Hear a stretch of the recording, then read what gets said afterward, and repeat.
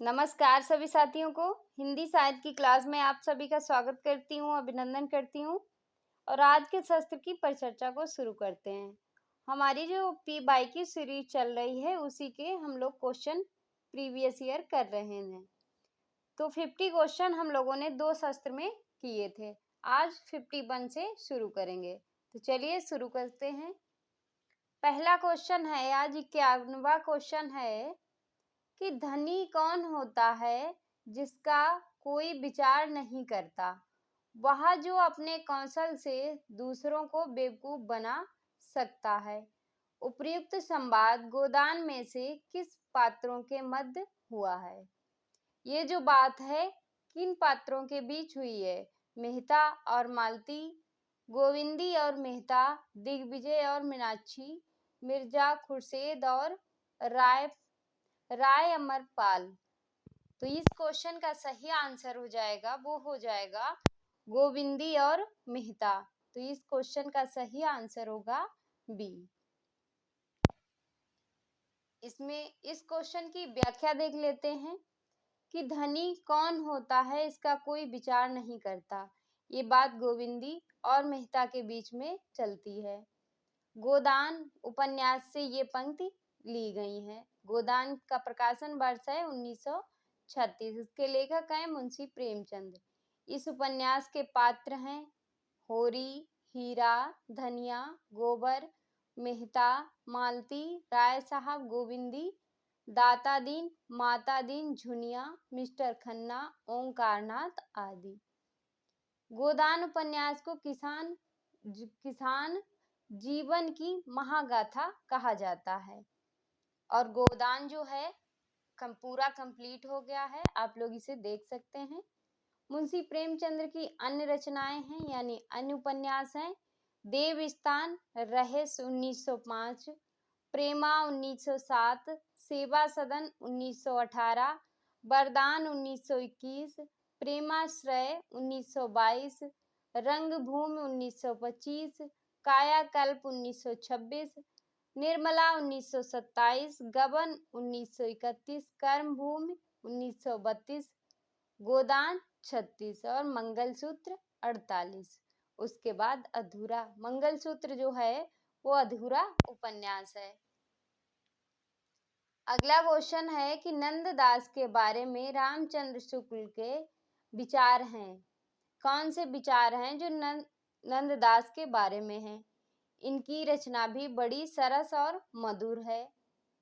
कृष्ण की रासलीला का अनुप्रायदिक्त साहित्य भाषा में विस्तार के साथ वर्णन है। इनकी रचना रास पंचाध्यायी सोरठा छंदों में लिखी गई। अनुप्रास और चुने हुए संस्कृति पद विन्यास आदि नंददास की कविता में नहीं है। तो इस क्वेश्चन का सही आंसर जो है वो क्या हो जाएगा?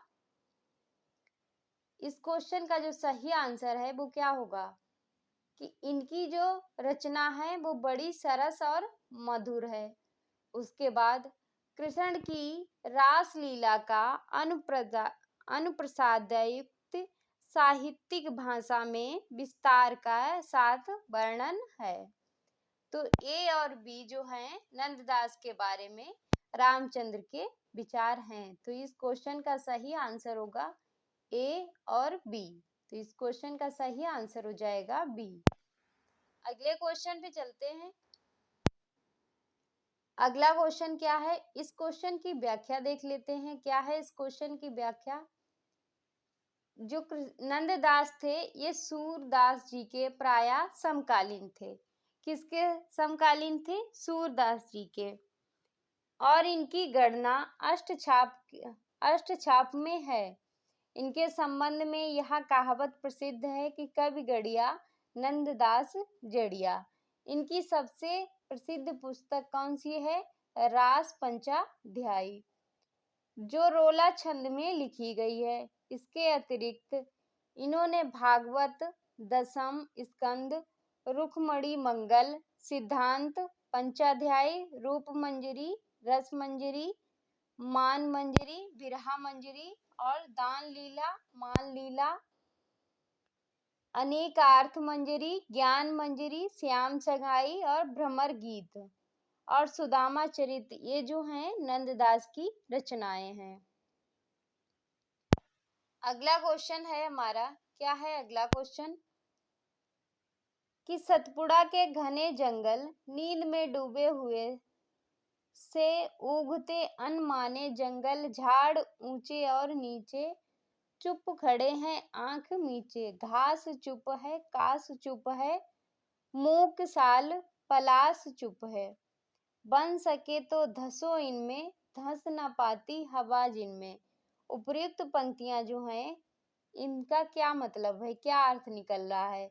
जंगल घना और भयानक है, यानी जंगल में जीवन का कोई निशान नहीं है। यह जंगल केवल जंगल नहीं, जीवन की चुनौती है। यह जंगल केवल योगी यतियों के लिए उपयुक्त है। तो इस क्वेश्चन का सही आंसर जो है वो क्या होगा, इसका जो सही आंसर है वो हो जाएगा, यह जंगल केवल जंगल नहीं, जीवन की चुनौती है। तो इस क्वेश्चन का सही आंसर होगा बी। अगले क्वेश्चन पे चलते हैं, क्या है हमारा अगला क्वेश्चन। इस क्वेश्चन की व्याख्या है कि सतपुड़ा का जंगल, ये जो पंक्तियां थी, यह जंगल केवल जीवन नहीं, जीवन की चुनौती है। हिंदी के प्रसिद्ध कवि तथा गांधीवादी विचारक भवानी प्रसाद मिश्र दूसरे शतक के प्रथम कवि हैं। इनका प्रथम काव्य संग्रह है गीत फरोश, और ये पंक्तियां जो थी सतपुड़ा के जंगल से थी। इनकी अन्य रचनाएं हैं चकित है दुख, पंचशती, बुनी हुई रस्सी, त्रिकाल संध्या, इदम ना मम, काल जाई। अगला क्वेश्चन है कि झूठ और सच उपन्यास में वर्णित है। झूठ और सच उपन्यास में वर्णित है क्या कि ग्रामीण अंचलों का सामाजिक यथार्थवाद, विभाजन की भयो उत्पादक आशंका, शहरी जीवन की विसंगतियां, सांप्रदायिक विषयदेह की आग में मानवीय संवेदनाओं की हत्या। तो झूठ और सच में क्या सम्मिलित है, इसमें है विभाजन की भयो उत्पादक आशंका और सांप्रदायिक विद्वेष की आग में मानवीय संवेदनाओं की हत्या।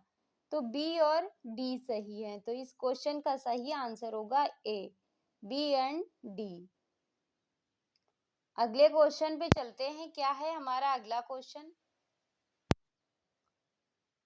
झूठ और सच ये किसका उपन्यास है, ये यशपाल का उपन्यास है।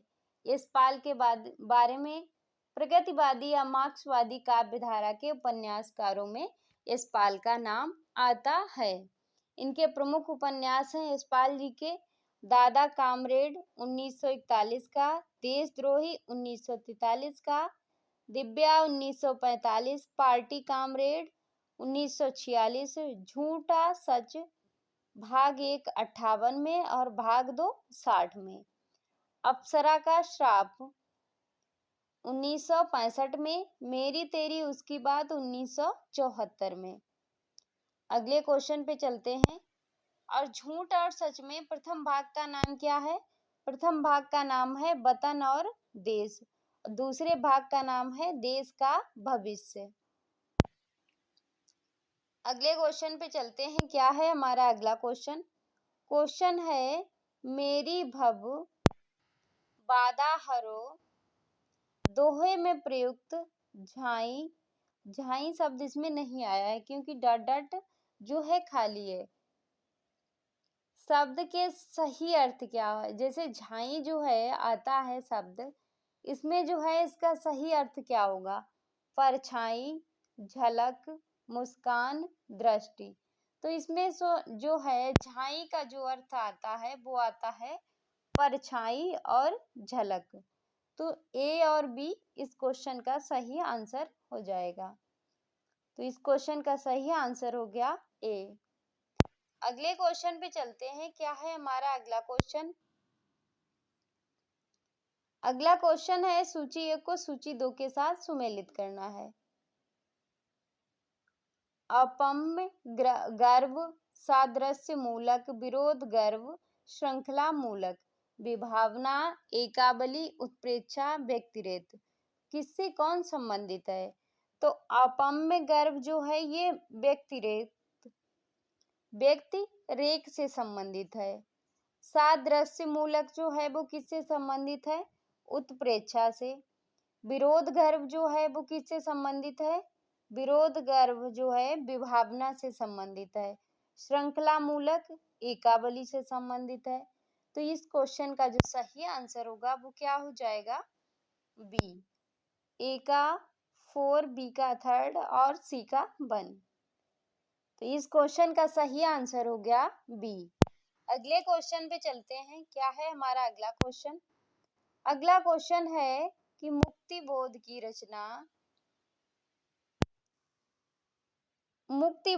रचना है।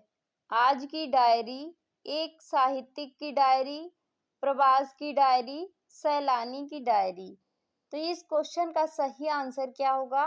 मुक्तिबोध की रचना है। मुक्तिबोध की रचना है एक साहित्यिक की डायरी, जो है ये मुक्तिबोध की रचना है। प्रवास डायरी ये जो है हरिवंश राय बच्चन की रचना है। सैलानी की डायरी राजेंद्र अवस्थी की रचना है। और अजय की डायरी ये किसकी है? डॉक्टर देवराज का उपन्यास है। इस क्वेश्चन की व्याख्या देख लेते हैं। इस क्वेश्चन की व्याख्या, एक साहित्यिक की डायरी मुक्तिबोध की डायरी विधा की रचना है, जबकि प्रवासी की डायरी हरिवंश राय बच्चन तथा सैलानी की डायरी जो है वो राजेंद्र अवस्थी की विधा कौन सी है? डायरी। अजय की डायरी जो है रचना वो डॉक्टर देवराज का उपन्यास है। डॉक्टर देवराज के अन्य उपन्यास हैं, कौन से हैं? पथ की खोज, बाहर भीतर, रोड़े और पत्थर, मैं, वे और आप, दोहरी आग की लपटें। अगला क्वेश्चन है, क्या है हमारा अगला क्वेश्चन? क्वेश्चन है, यहाँ देह भाव भ्रांति है, यह कथन किसका है?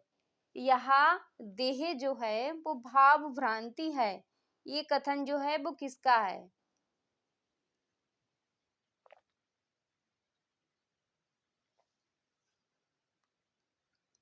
पुरूरवा का है, उर्वशी का है, औसनरी का है, महर्षि चव्यन का है।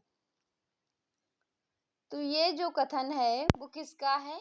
उर्वशी का। उर्वशी जो है वो किसकी रचना है? रामधारी सिंह की रचना है। इस क्वेश्चन की व्याख्या का है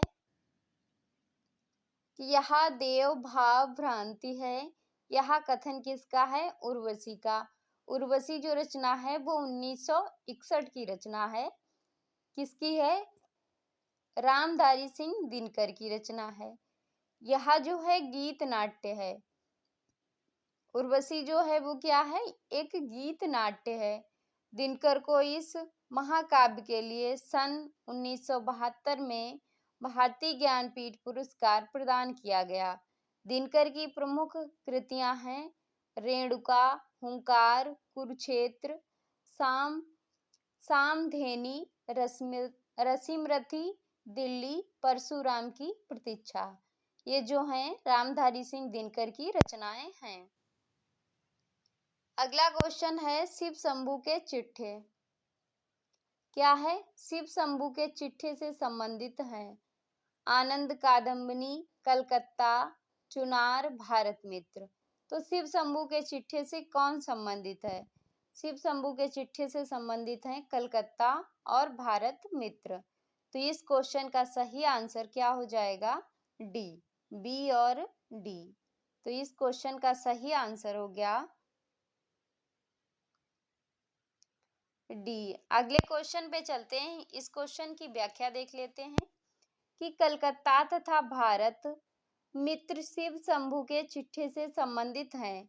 बाल मुकुंद गुप्त ने कलकत्ता से सन 1904 से 5 ईस्वी तक भारत मित्र पत्रिका में पत्रिका में शिव शंभू के चिट्ठा नाम से तत्कालीन गवर्नर जनरल लॉर्ड कर्जन को संबोधित करके लिखा था। अगला क्वेश्चन है हमारा कि छायावाद के बारे में रामचंद्र शुक्ल की स्थापनाएं हैं। छायावाद के बारे में, छायावाद बड़ी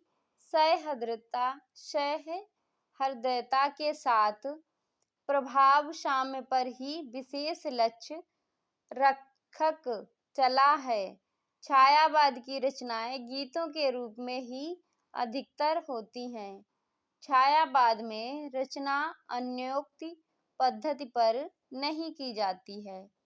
व्यंजना पद्धति का प्रलग और प्रचुर विकास छायावाद की काव्य शैली की असली विशेषता नहीं है। तो छायावाद के बारे में रामचंद्र शुक्ल के जो कथन हैं वो कौन से हैं? छायावाद बड़ी सहृदयता के साथ भाव साम्य पर ही विशेष लक्ष्य रखक चला है। छायावाद की रचनाएं गीतों के रूप में अधिकतर होती हैं। तो इनके दो कथन जो हैं वो सही हैं। कौन से? ए और बी। तो इस क्वेश्चन का सही आंसर होगा ए और बी। अगला क्वेश्चन है, क्या है हमारा अगला क्वेश्चन?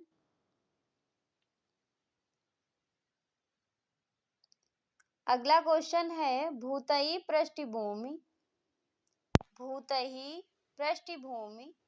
यानी भूतयी पारिवारिक पृष्ठभूमि किस आत्मकथा का अध्याय है? प्रथम अध्याय है।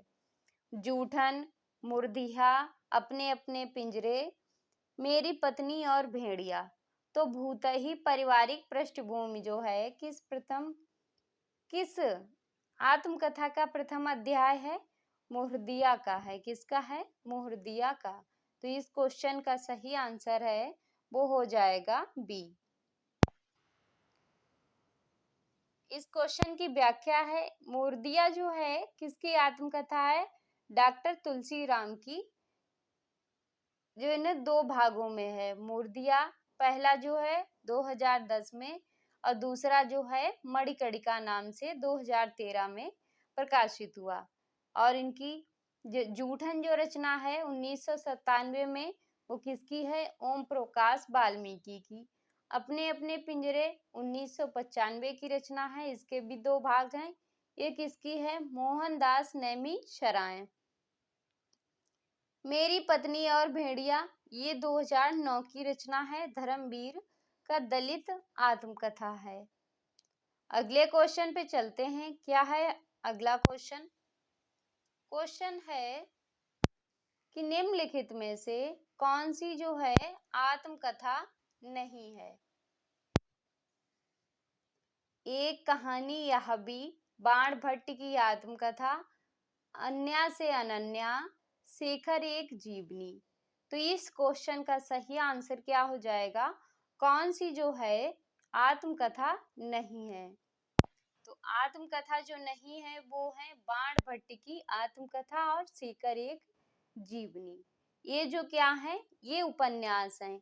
बाण भट्ट की आत्मकथा ये भी उपन्यास है और शेखर एक जीवनी ये भी उपन्यास है।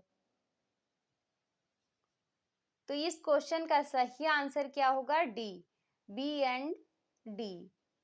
एक कहानी यह भी या आत्मकथा है, अन्या से अनन्या ये भी आत्मकथा है।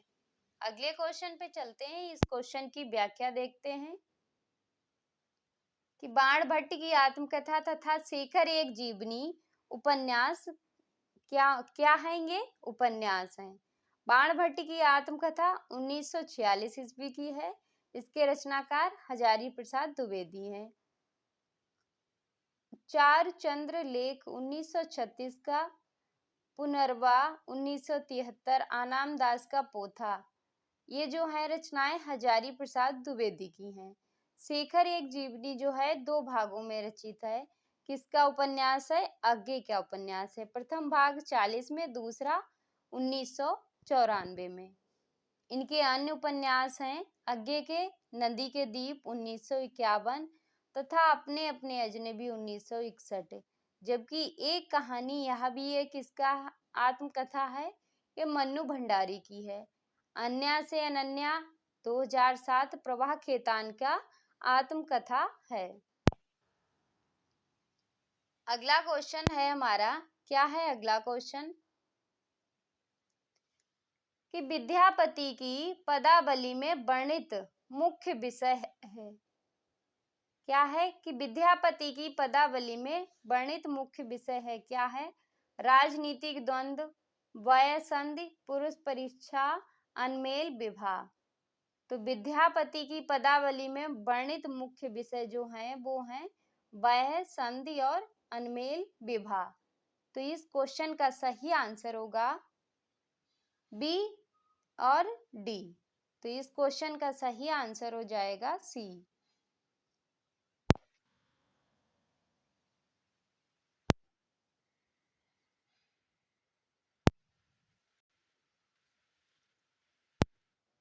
इस क्वेश्चन की व्याख्या है कि वह संधि और अनमेल विवाह जो हैं विद्यापति की पदावली में वर्णित हैं, मुख्य विषय हैं।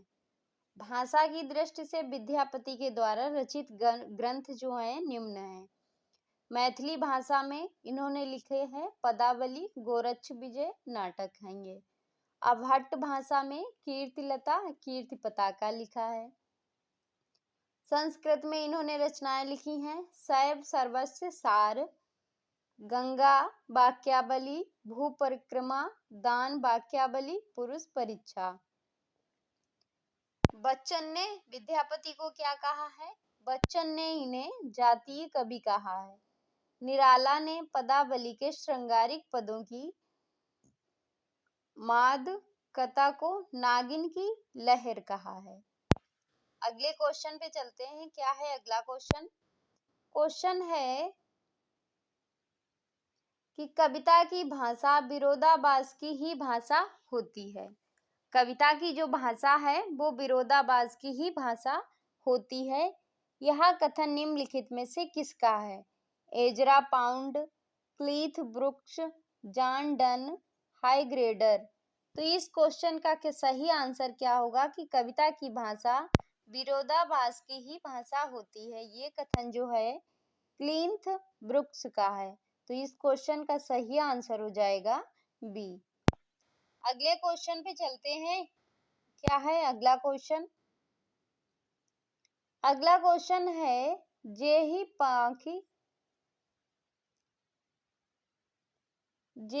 पाखी के नियर होई कहे बिरहा के बात, सोई पाखी जाय जरी तरीबर होई निपात। इस दोहे में अतियुक्त है, लेकिन है क्या? संवेदना अभिव्यक्ति के रूप में, परिणाम निर्देशन के रूप में, केवल ऊहात्मक पद्धति के निर्वाह के लिए, अविधात्मक अर्थ बोध के लिए। तो इसमें जो है वो क्या है? संवेदना अभिव्यक्ति के रूप में है। तो इस क्वेश्चन का सही आंसर हो जाएगा ए। अगला क्वेश्चन है, क्या है अगला क्वेश्चन? कि निम्नलिखित में से कौन सी रचना अमृतलाल नागर द्वारा रचित नहीं है? कौन सी है? बिखरे तिनके, अग्निगर्भा, करवट, अर्धनारीश्वर। तो निम्नलिखित कौन सी रचना अमृतलाल नागर की नहीं है? जो अमृतलाल नागर की रचना नहीं है वो है अर्धनारीश्वर। ये किसकी रचना है? अर्धनारीश्वर जो है वो किसकी रचना है? अर्धनारीश्वर रचना अमृतलाल नागर द्वारा रचित नहीं है, अपितु यह विष्णु प्रभाकर का उपन्यास है।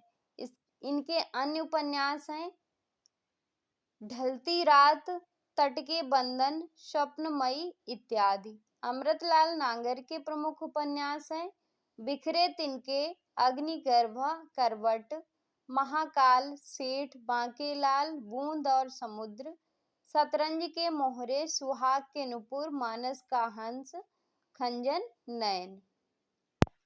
अगला क्वेश्चन है कि पुरुष परीक्षा गुरु उपन्यास जो है, परीक्षा गुरु उपन्यास निम्नलिखित में से किस विषय पर केंद्रित है? प्रतीक रूप में ईस्ट इंडिया कंपनी द्वारा भारत के आर्थिक शोषण या लूट यथार्थ पर है, या प्रथम स्वाधीनता संग्राम में ब्रिटिश शासन द्वारा भारतीयों में फूट डालने का प्रयास है, या सामंत वर्ग के पतनोमुखी चरित्र का वर्णन है, या स्त्रियों की शिक्षा का विशेष फल है। तो परीक्षा गुरु का जो उपन्यास में रूप में प्रतीक है वो क्या है? ईस्ट इंडिया कंपनी द्वारा भारत के आर्थिक शोषण और लूट पर यथार्थ चित्रण मिलता है। परीक्षा गुरु किसका उपन्यास है? लाला श्रीनिवास दास का उपन्यास है। गुरु अंग्रेजी के ढंग का हिंदी का प्रथम उपन्यास माना जाता है। इस उपन्यास में दिल्ली के एक कल्पित रईस लाला मदन मोहन का स्वाभाविक चित्र उतारा गया है। यह रचना उपदेश प्रधान है। इस उपन्यास के अन्य प्रमुख पात्र हैं ब्रजकिशोर, चुन्नीलाल, शंभुदयाल, पुरुषोत्तम दास इत्यादि।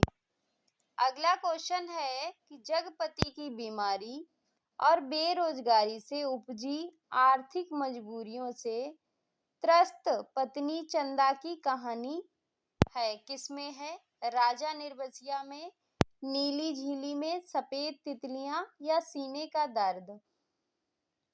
तो ये जो है राजा निर्बसिया की कहानी में रचित है।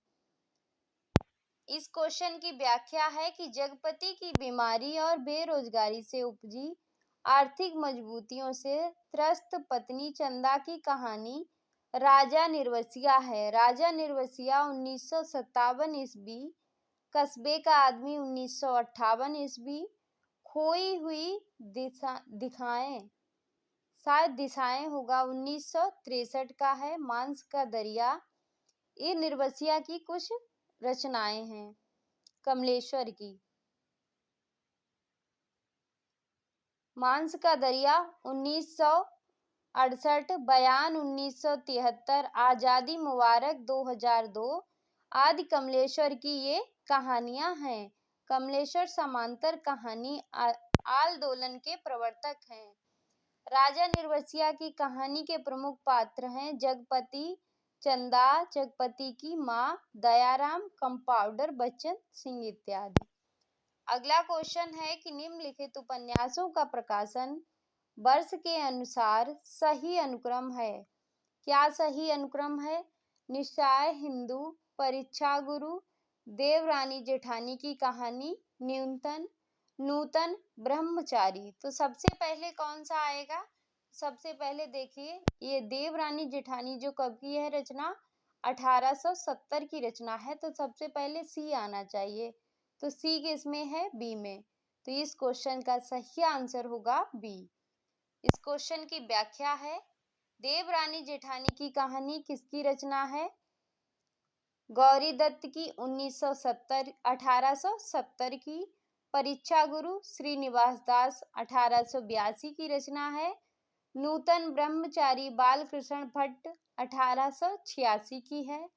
निस्साय हिंदू राधा कृष्ण दास 1890 की है। 1890 की। अगला क्वेश्चन है कथन दिए गए हैं। अभिकथन क्या है कि कार्ल मार्क्स का मानना है कि पूंजीवाद व्यवस्था में व्यक्ति अपना उत्पाद बेचने के कारण उससे अजनबी हो जाता है। कारण इसका है क्योंकि अपने उत्पाद को पूंजीवादी सत्ता के हाथ बेचना व्यक्ति की मजबूरी है। तो इसका सही आंसर जो है वो क्या होगा? ए आर दोनों सही हैं, व्याख्या भी कर रहा है, या दोनों सही हैं। ए आर जो है ए की व्याख्या नहीं कर रहा है। ए सही है, आर गलत है, या ए गलत है, आर सही है। तो इसका सही आंसर होगा ए और आर दोनों सही हैं। आर ए की व्याख्या कर रहा है। तो ये था हमारा आज का शास्त्र।